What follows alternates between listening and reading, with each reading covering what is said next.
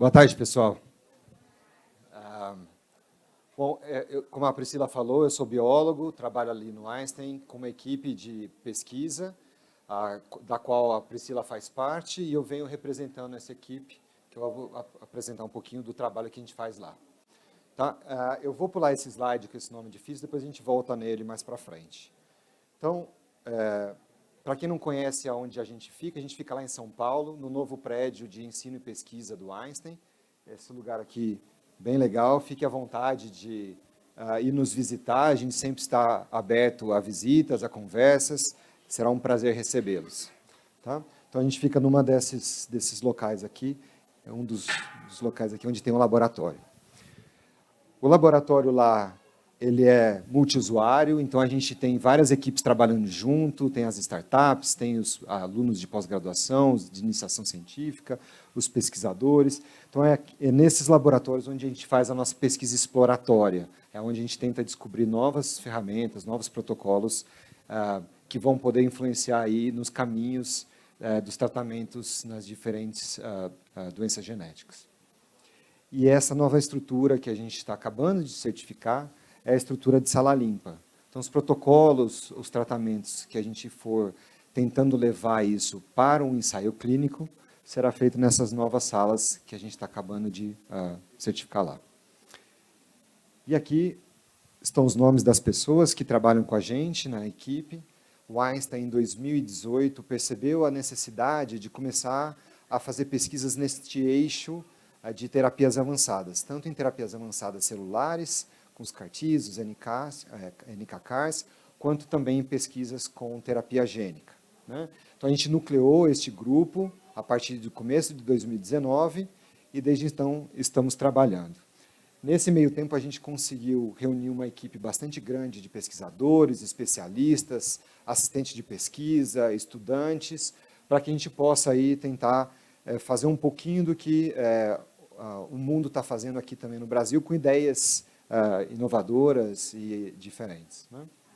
A gente tem vários colaboradores, instituições nacionais e internacionais, a gente conta com o apoio sempre da Debra Brasil, a gente tem uma equipe também divulgada, a divulgação científica, que eu vou falar um pouquinho para vocês no final da apresentação. E aqui estão os suportes que a gente tem para fazer a pesquisa, em termos de recursos financeiros. Uma das nossas pesquisas é financiada pelo Ministério da Saúde, pelo programa PROAD-SUS, e a pesquisa que eu vou mostrar para vocês hoje em epidemiólise bolhosa é financiada pela Agência Nacional de Fomento, CNPq. Tá bom? E a FAPESP entra com algumas bolsas de estudantes. Muito bem, então a missão do nosso grupo é esta que está aqui na lousa para vocês, que é tentar gerar tratamentos, protocolos para melhorar a qualidade de vida das pessoas que sofrem com doenças genéticas. Né?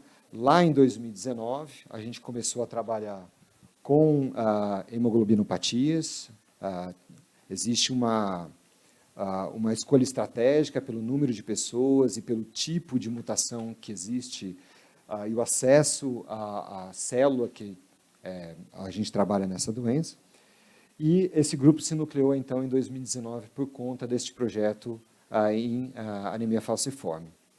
Em 2020, 2021, a gente ganhou esse financiamento do governo federal para começar os nossos trabalhos em epidemiólise bolhosa, que já era um sonho, né, Priscila? Desde que a gente nucleou este grupo. Lá em 2018, quando a gente começou a pensar, a gente tinha a epidemiólise bolhosa como um dos nossos principais alvos. A gente está só no começo, é um grupo bastante recente, vocês vão ver um trabalho bem no comecinho ainda, mas a gente quer muito expandir a nossa equipe e os nossos projetos para também outras doenças.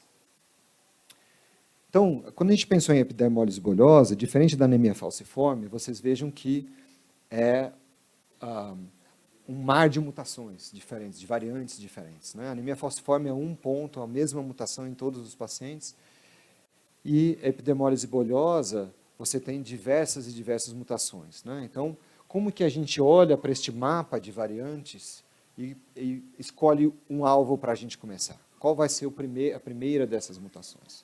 Então, a gente, pensando nisso, a gente se baseou num trabalho da Federal do Rio Grande do Sul, onde foram sequenciados por volta de 100 pacientes e que detectou que existia uma fração, uma porcentagem desses pacientes que também tinha, todos eles, a mesma mutação, que é essa mutação no exon 54 do colágeno 7, que é uma mutação de um C para o T. Então, é uma troca de letra do DNA, nesta posição ali, no gene do colágeno, que troca uma letra C por uma letra T.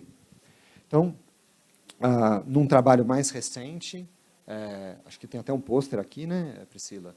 A gente, e a Débora foi gentilmente cedeu esse dado para a gente mostrar para vocês aqui, né, que foi confirmada a alta concentração de pacientes com esta mutação. Então, é a segunda mais prevalente na nossa população de 400 pessoas sequenciadas aqui no Brasil, só fica atrás dessa outra mutação, que é uma inserção, né?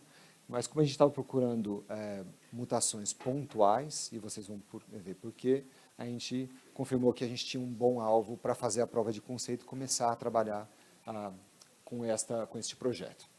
Bom, esta mutação, como eu falei para vocês, ela está aqui no alvo, no exon 54. O que é isso, né? Quando a gente olha para um gene, né, como o do colágeno 7, nós temos diversos bloquinhos de informação que depois todos juntos vão dar informação para fazer uma proteína, uma molécula, neste caso uma molécula de colágeno 7. Né?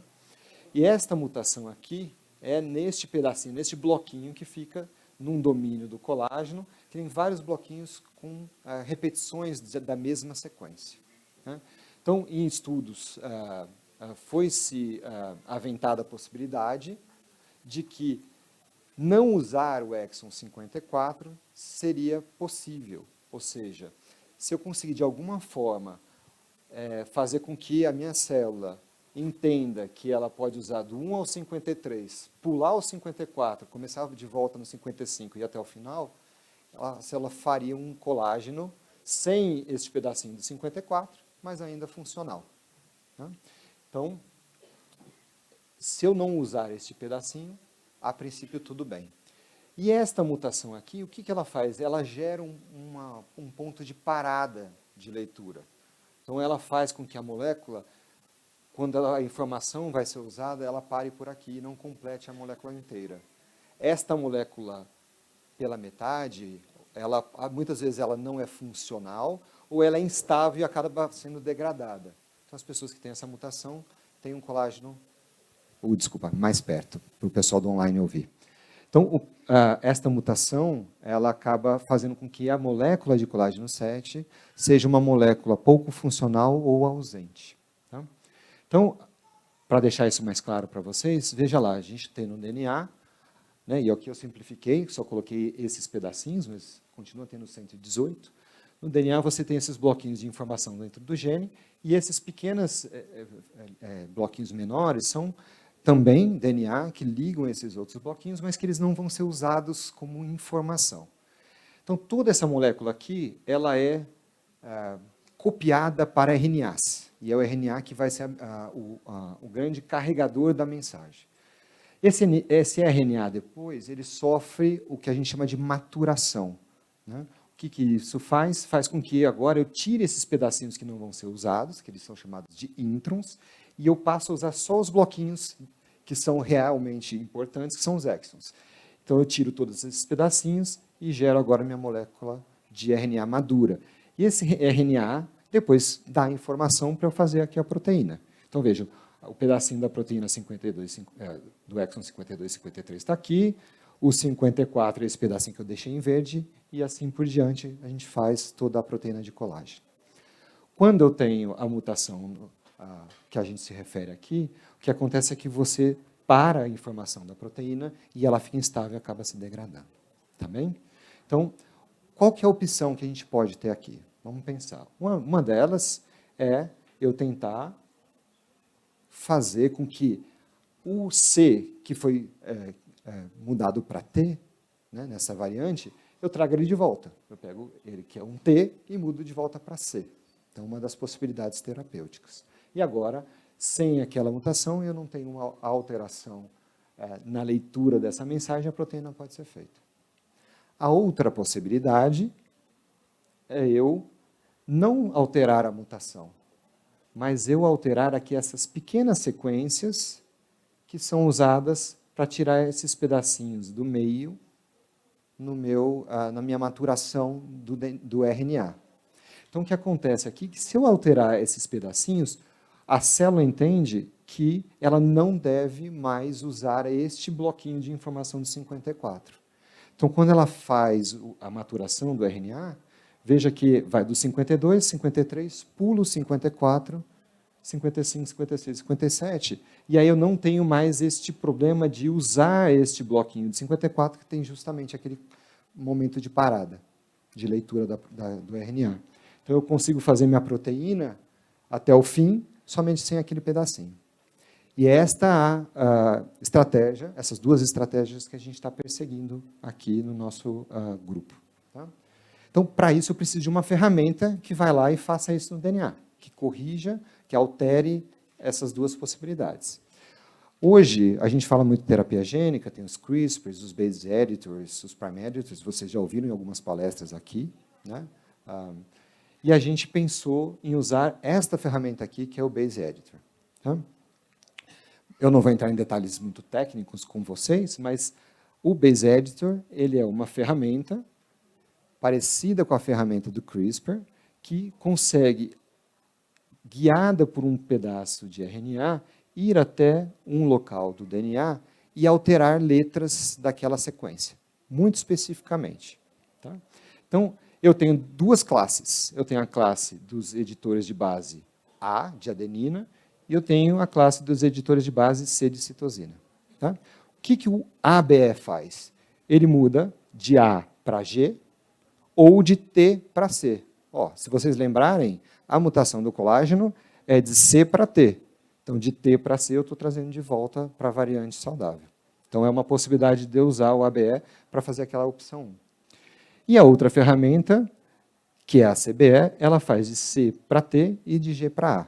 Então, eu tenho possibilidade de usar esta ferramenta que vai lá especificamente no gene do colágeno, naquela posição, e altera a sequência que eu quero. Tá?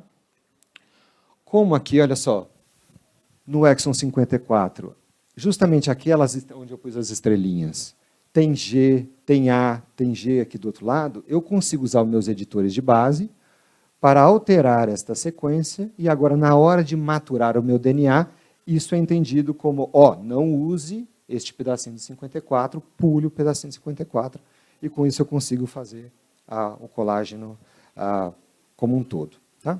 Então, esta é a nossa estratégia, e por isso que a gente passou a usar os editores de base.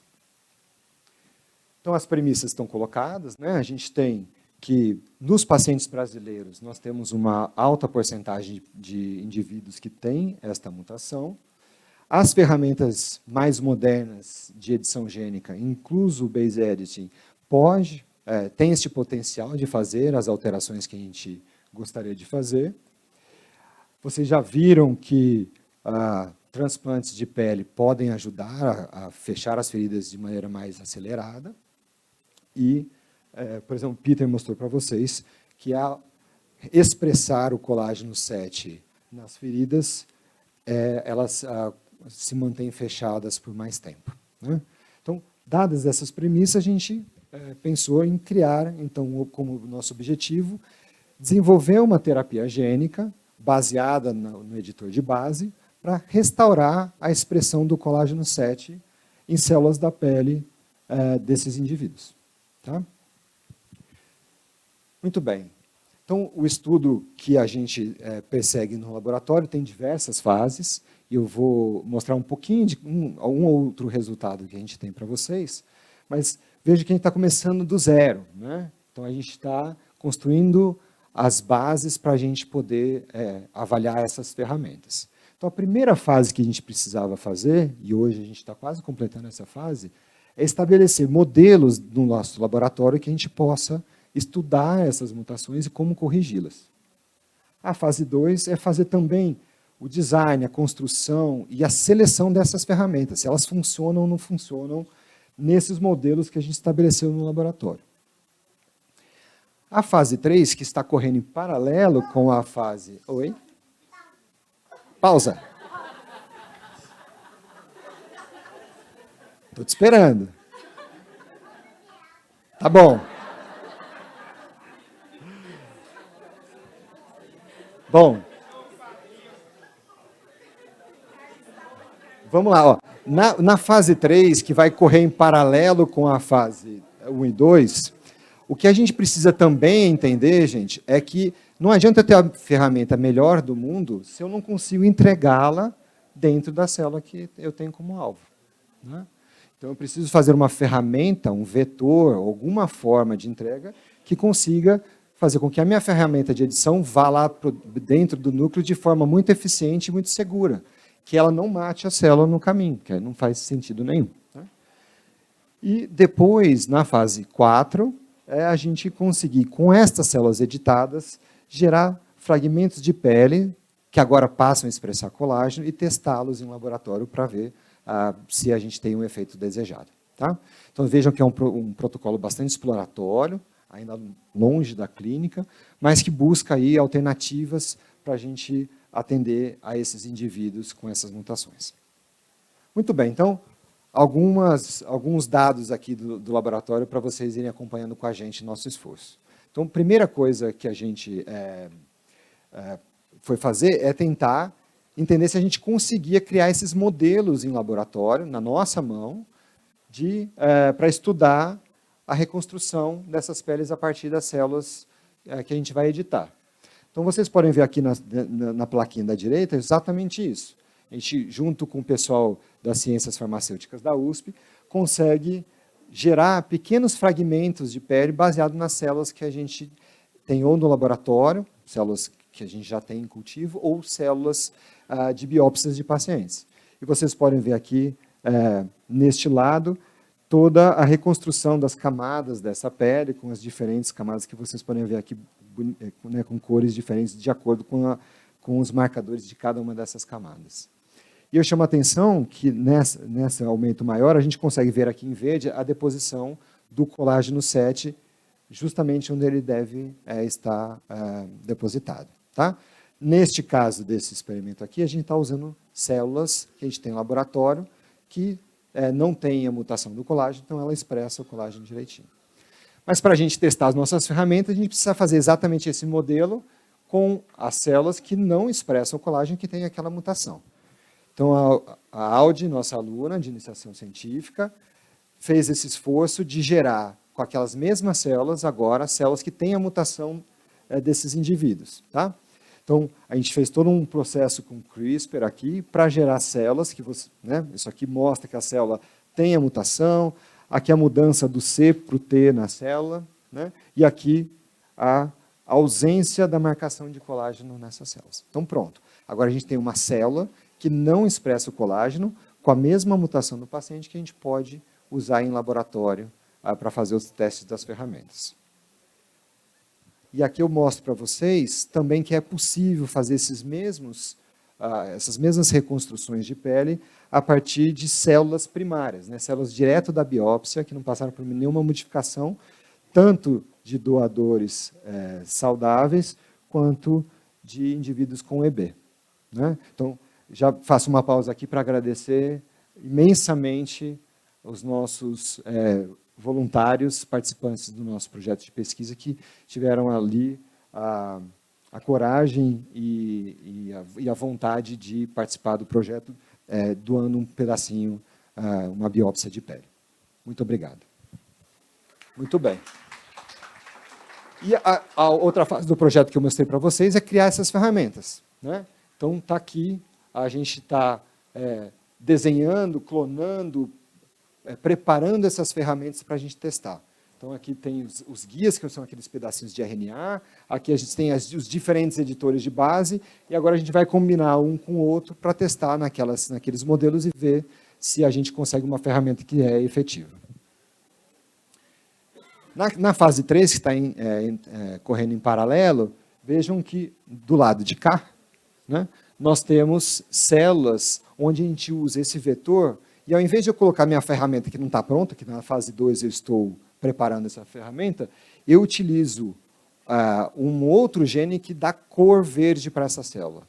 Então, eu consigo estudar esse vetor e saber se ele está entregando alguma coisa para dentro da célula. A gente espera que no futuro seja a nossa ferramenta, por enquanto é a cor verde. E vocês podem ver aqui que quanto maior, a maior quantidade que eu dou desse meu vetor, mais eventos, mais células vão ficando verdinhas. E com isso eu consigo otimizar a entrega dessas minhas ferramentas utilizando esse vetor. Tá? Então, isso aqui está refletido nesses gráficos. Quanto mais vetor eu dou, mais porcentagem de células ficam verdes. E vocês podem ver que aqui, em termos de viabilidade, ou seja, se nesse processo ele está agredindo e matando as células, isso não está acontecendo, pelo menos para as nossas linhagens celulares, para fibroblastos derivados de indivíduos com EB e também para queratinócitos. Então, é uma ferramenta promissora, a gente ainda tem que testar muito essa ferramenta, mas os primeiros resultados são promissores. Tá bem? Então, por enquanto, é aqui que a gente está. Né? A gente conseguiu otimizar os modelos de laboratório 2D e 3D, tanto com células de biópsia de indivíduos com EB, quanto com as linhagens que a gente criou, a mutação nessas linhagens. Está quase finalizando a preparação das ferramentas e a gente tem aqui os primeiros resultados do nosso vetor viral. E os nossos próximos passos, então, vocês imaginam que é agora pegar os nossos modelos e testar as nossas ferramentas de edição, depois em células primárias dos indivíduos com EB, e, por fim, ter certeza que aquele colágeno que não tem o pedacinho do 54 é um colágeno que é eficiente e ele ajuda nessa pele ser uma pele mais resistente. E, por fim, eu quero fazer essa propaganda, eu não vou ter a oportunidade aqui, por conta do tempo, de falar sobre as nossas iniciativas, mas muitos de vocês já conhecem, mas eu queria reforçar o convite a vocês de seguir as nossas redes de divulgação científica. Tem aqui o Rodrigo, a Lari, a Dília, que fizeram e fazem parte da nossa iniciativa. Então, está aqui, @genial.ciência. Tá bem? Então, eu vou parar por aqui, depois a gente vai ter um tempinho de debate, agradecendo e deixando o meu e-mail para contato, se vocês tiverem qualquer dúvida, quiserem participar dos nossos trabalhos ou participar do Genial, a gente está sempre aberto à conversa. Obrigado, gente.